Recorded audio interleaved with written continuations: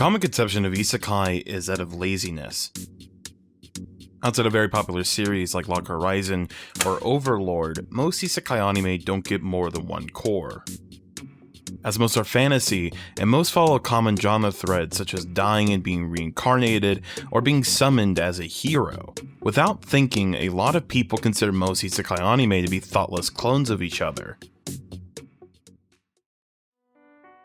An anime that was aggressively steeped in this conception was Death March. Death March is a novel kei isekai, which was originally a web novel in Shousetsu, then adapted as a light novel, manga, and anime. Its plot is about a game developer being transported to another world, a fantasy world, filled with a lot of common elements, but how Death March uses these elements is interesting, and in particular I think it's an incredibly useful work to understand how isekai function. Think about it this way. You have a grandfather clock. You open it up and you're able to peer into the clock and see how it works. The cogs, gears, and pendulums all reveal themselves. You can understand it through its transparency, the individual parts, the guts on display. That's what Death March is to isekai. So what do I mean by that? Well, I want to talk about 3 segments of Death March and how it talks about isekai as a genre. The first one being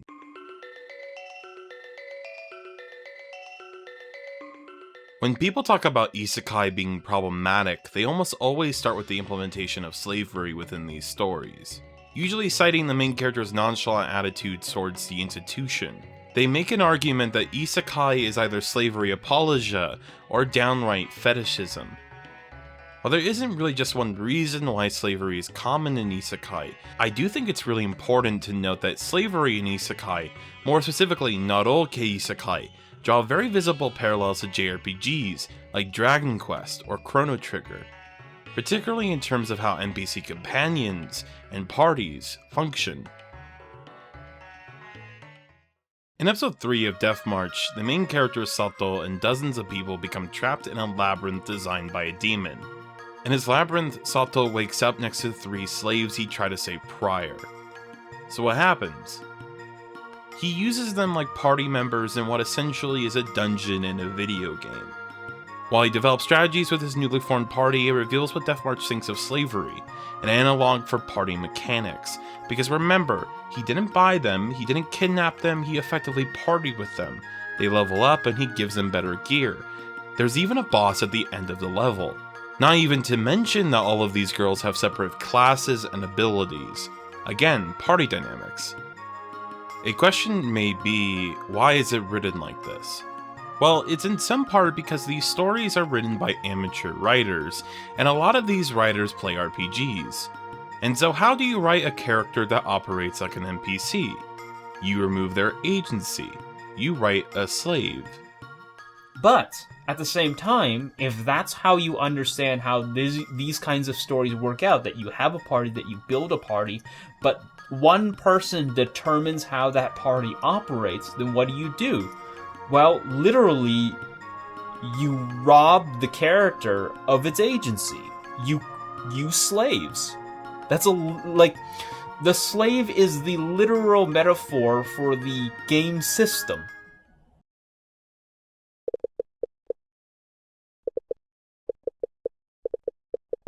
I think we have to talk about Tate no Yusha no Nariagari, or Shield Hero.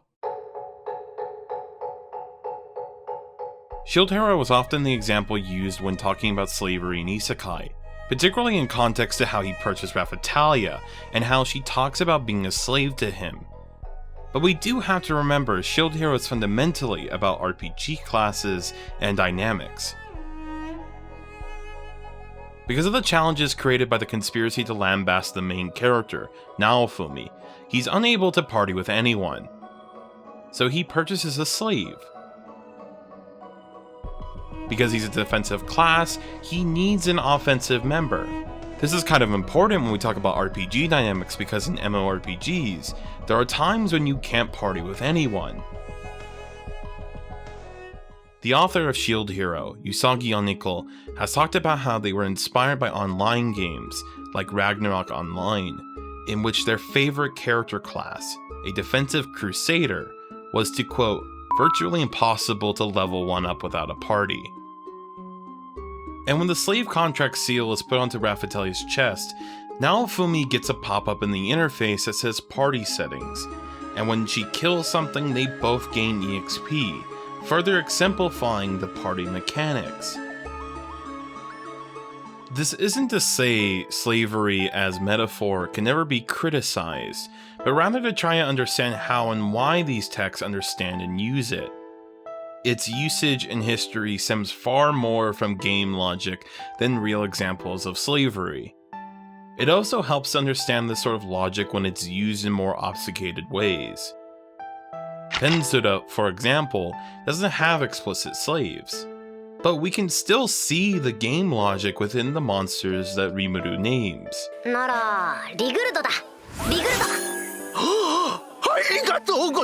Naming them makes them stronger. They physically evolve when they enter his party, akin to something like Pokemon. After Sato and his newly gained party members beat the dungeon and leave, a slave merchant who was saved tries to get Sato to purchase more slaves. それと奴隷オークションで売れ残ったのが何人かいまして、ぜひご覧になってください。いや、でも奴隷なんて買う気ないんですけど。Sato initially refuses the idea until he sees Arisa. Arisa pronounces his name Sato correctly. Sato-sama? 今 Up until now, Sato and the native population have been pronouncing his name Satu. こっちはサトゥさん。 This triggers Sato to actually purchase the two slaves. He knows Arisa's Japanese. With this, it brings up another element of Death March.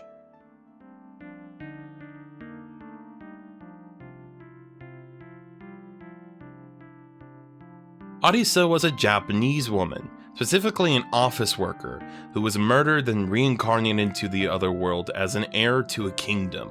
She tried to implement modern agricultural reform, but her country falls into ruin after a war. And this is really interesting, right? Because it flies in the face of a common theme of Isekai, that of soft power. Soft power, as Joseph Nye writes, is the ability to get what you want through attraction rather than coercion or payments. It arises from the attractiveness of a country's culture, political ideals, and policies. Japan, a nation that lost most of its right to impose itself militarily, often imposes itself through culture. We can see this in the Cool Japan program, or Washoku. When talking about isekai, I argue we should not ignore the fact that the protagonists being sent to other worlds are Japanese, because isekai doesn't ignore it. In some shape or another, a large chunk of isekai feature a dialogue between the Japaneseness of the main characters and the native population. Whether it be foodstuffs, education, or technology, the Japanese typically have the leg up. And it can go more immaterial as well. Consider Isekai Hotte. The main character Yuto Shiba dies and a god requests his aid to bring Japanese law to her world. But she didn't choose Japanese law because she evaluated it as the best legal system on its own merits, but rather she chose it because it's Japanese. Because of this, she's entirely comfortable bringing Shiba, a man who failed the bar exam 5 times, over to her world. But this doesn't happen in Death March. Arisa fails. Her, this sort of classical Tensei isekai protagonist, fails. Her agricultural policy doesn't save the country from ruin, so what happens if you fail in another world? Soft power isn't enough and you're helpless. In Death March, at least, you're sold into slavery, a sort of metaphorical game over. In episode 5, Arisa interrogates Sato, asking him, were you reincarnated or summoned? それよりさっきの質問だけど、佐藤さんは転生者？それとも転移者？ Both are incredibly common modes of transport in isekai, and both have their own implications. Arisa assumes he was summoned as he still maintains his Japanese appearance, but to her surprise, he responds with neither. This brings up more elements of Death March.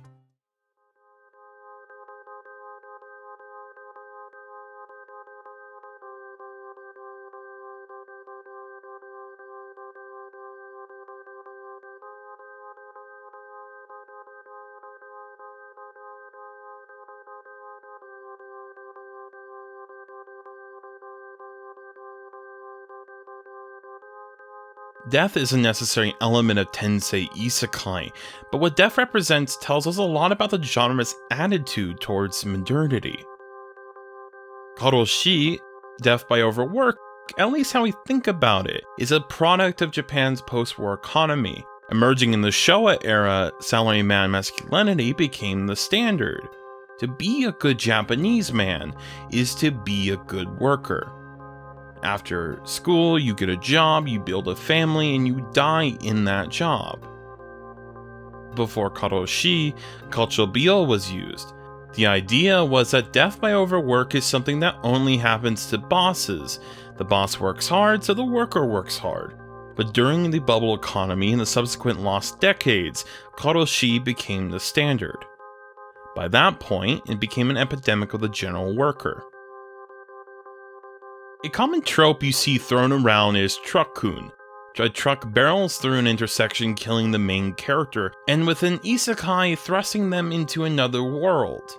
One connection we can make is to the 2008 Akihabara massacre, in which Tomohiro Kato drove a truck into a crowd of people and lunged at them with a knife. A man who himself was alienated by his labor. But there's also another connection we can draw.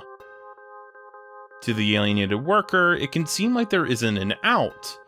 Even within suicide, there's an expectation to fulfill your role as a shikaijin. Tobikomi jisatsu, or suicide by train, has an element of accountability for making everyone late to work. Within a truck accident lies a death presented without ties to personal responsibility. Isekai, especially Tensei Isekai, are often stories where the overworked salaryman escapes their predicament. ここは俺が元いた世界。やだ、会社行きたくない。サボりたい。満員電車もパワハラ上司も苦手な営業職も全てから解放されたい。やだ。こんな生活やだ。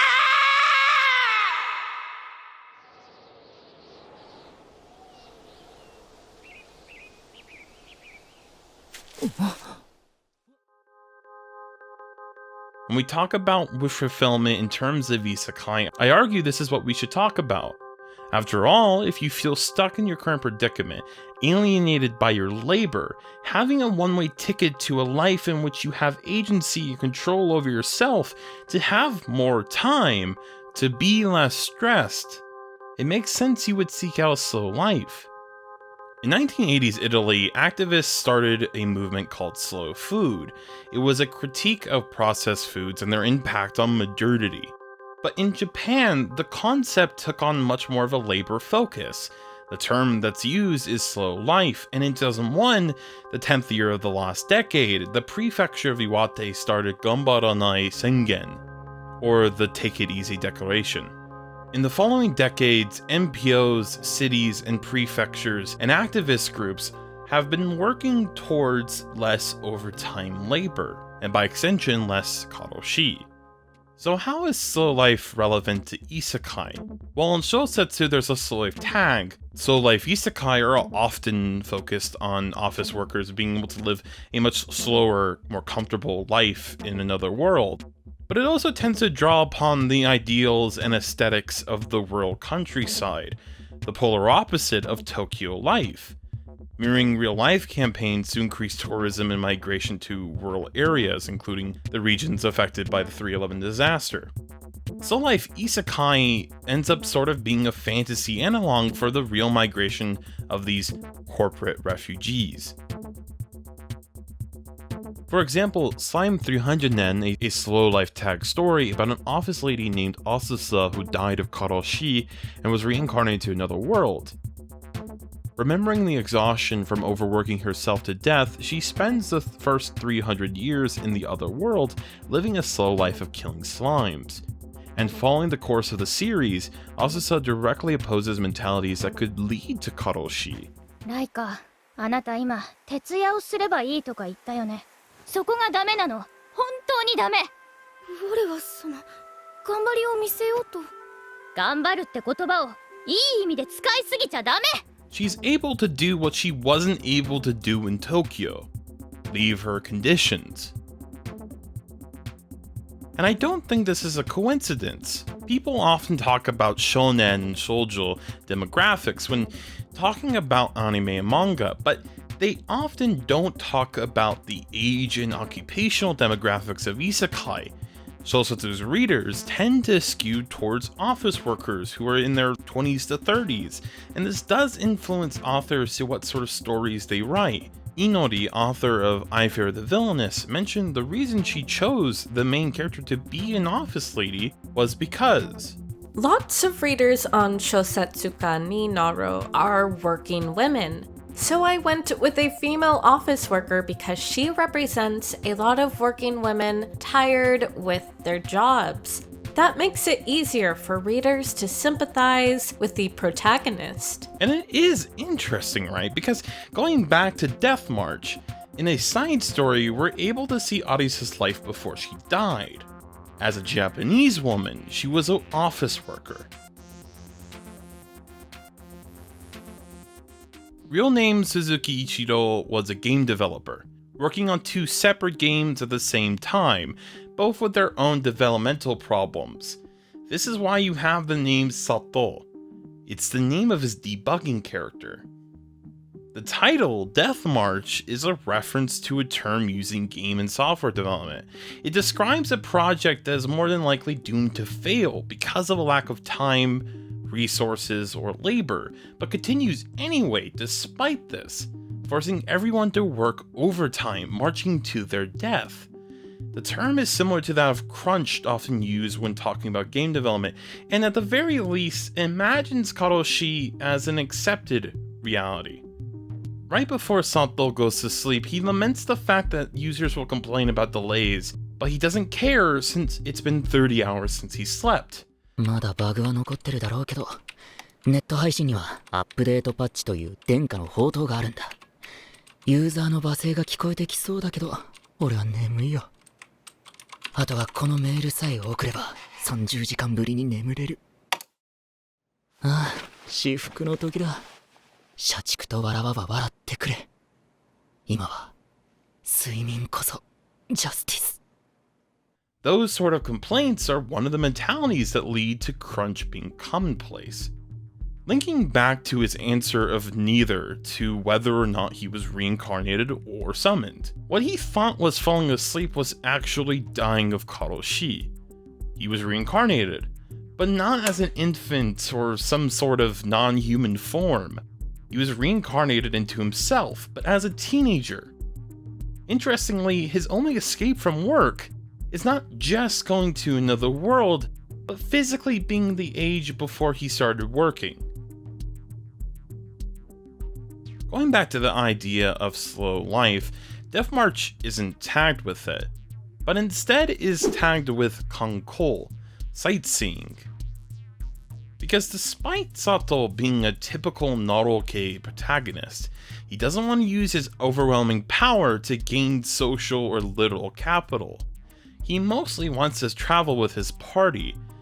Sato, a person who died of Karoshi, just wants to spend his time leisurely instead of overworking. This really hammers in the idea of what sort of wish fulfillment Tensei Isekai tend to display.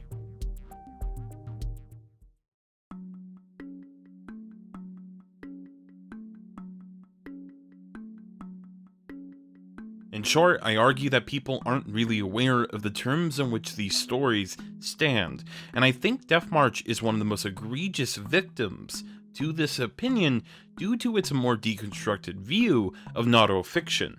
Well, what is Naro fiction? Shousetsu ni Naro, literally Let's Become a Novelist, is a user-generated web novel platform. It's a platform which structurally encourages intertextuality between works. Through daily rankings, user comments, author blogs, and usage of genre keywords. It encourages authors to write in response to what others are writing and reading at the time. Genres like Tensei, Shokan, or even Isekai come from these sort of platform-determined conditions. Writer Kim Morrissey mentions that in the mid-2000s, when Shousetsu was a new website, it hosted a lot of fanfiction. The same year that Shousetsu was founded, the popular light novel series Zero no Sakaima started, a story where a young boy is, at random, transported to a fantasy world through a portal, which spawned a plethora of original fanfiction based on its IP. This is one of the founding inspirations for the isekai genre. Again, novel fiction is formed through the platform's conditions. Another example we can look at is Redo of Healer's author Ryui Sukyo, who has mentioned that he was motivated to write Redo of Healer because he saw revenge stories top the daily rankings and thought he should contribute. 小説家になろうっていう投稿サイトがあるんですけど、そのランキングにももうどんどん復習してやるぜっていうタイトルがずらーっと並んでたんですよ。あ、そうなんですか。そうですそうです。ああ、人気あるんだ、やってみよう。俺こういうの好きだしなって思って中見てみると、どれもこれもぬるいなって。When people talk about isekai or works that share the same platform lineage, they often only judge these works on the basis of the adaptation they're consuming, which, inadvertently or not, ignores the narratological roots this sort of fiction stems from. When the anime adaptation of Death March came out, it was incredibly demeaned as a generic isekai. Anime News Network said, Death March is utterly rote and boring. There's not a unique bone in its body. By most people's logic, Death March's story and its story elements inherently make it cliché, but never consider that the elements are constructed in a way to strip away the layers that make Naruto fiction. I argue that Death March so thoroughly understands itself as Naruto fiction that it lays itself flat. The direct approach to slavery as an analog for party mechanics, Arisa's pure soft power, failed in order to reveal the underpinned imperialist sentiments. And the work itself being so blunt about its relation to labor conditions intertwined with its video game influences. Death March itself is a medium in which to view the structure of isekai and Naruto fiction through. Like the glass pane on the door of the grandfather clock.